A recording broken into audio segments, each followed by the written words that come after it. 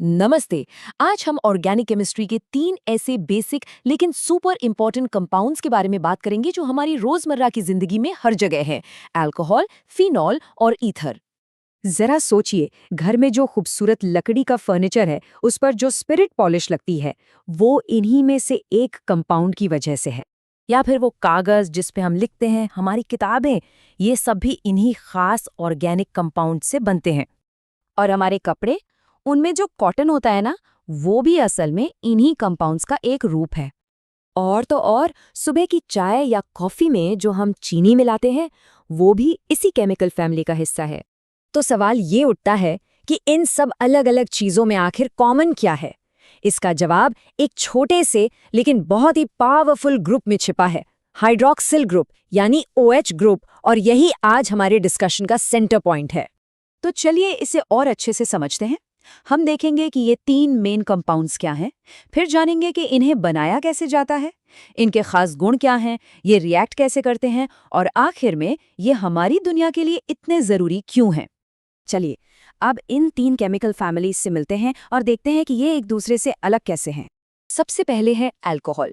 इनकी पहचान बहुत सीधी है, एक हाइड्रॉक्सिल ग्रुप यानी OH जब एक सीधी या ब्रांच्ड कार्बन चेन से जुड़ा हो, इसे हम शॉर्ट में ROH लिखते हैं। इसके बाद आते हैं फिनॉल। अब यहाँ एक बड़ा फर्क है, इसमें हाइड्रॉक्सिल ग्रुप सीधे एक एरोमेटिक रिंग जैसे बेंजीन रिंग से जुड़ा होता है।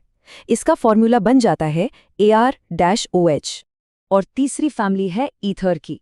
ये तब बनते हैं जब एक ऑक्सीजन एटम 2 कार्बन ग्रुप्स के बीच में एक ब्रिज की तरह काम करता है, मतलब R-O-R- जैसा कुछ।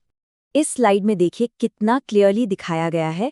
सारा खेल इस बात का है कि OH ग्रुप या ऑक्सीजन एटम कहाँ और कैसे जुड़ा है। बस यही छोटी सी बात इनकी पूरी पहचान बदल देती है। अच्छा, तो अब हम इन्हें पहचान तो गए हैं, फिर सवाल ये है कि इन्हें बनाया कैसे जाता है। चलिए देखते हैं।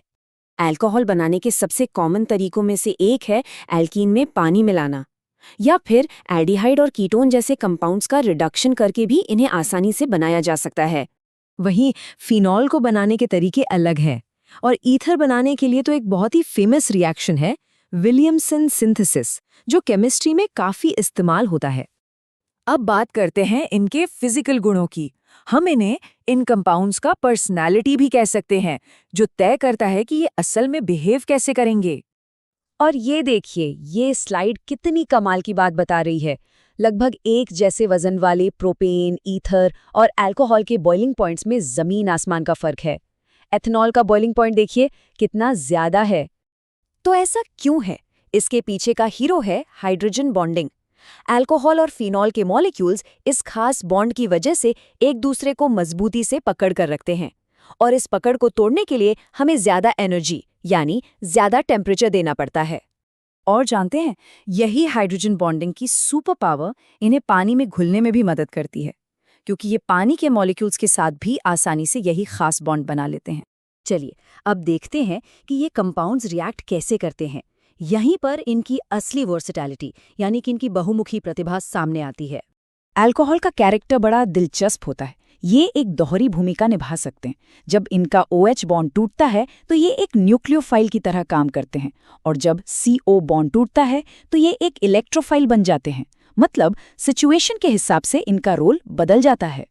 ये जानना भी जरूरी है कि अल्कोहल और फिनॉल दोनों ही नेचर में एसिडिक होते हैं, मतलब ये एक प्रोटॉन डोनेट कर सकते हैं, लेकिन फिनॉल अल्कोहल के मुकाबले कहीं ज्यादा एसिडिक होते हैं। तो चलिए अब वापस वहीं चलते हैं जहां से हमने शुरू किया था, और देखते हैं कि इन कंपाउंड्स की केमिस्ट्री समझना हमारे लिए इतना जरूरी क्यों है। ये कंपाउंड्स हमारी दुनिया में हर जगह हैं।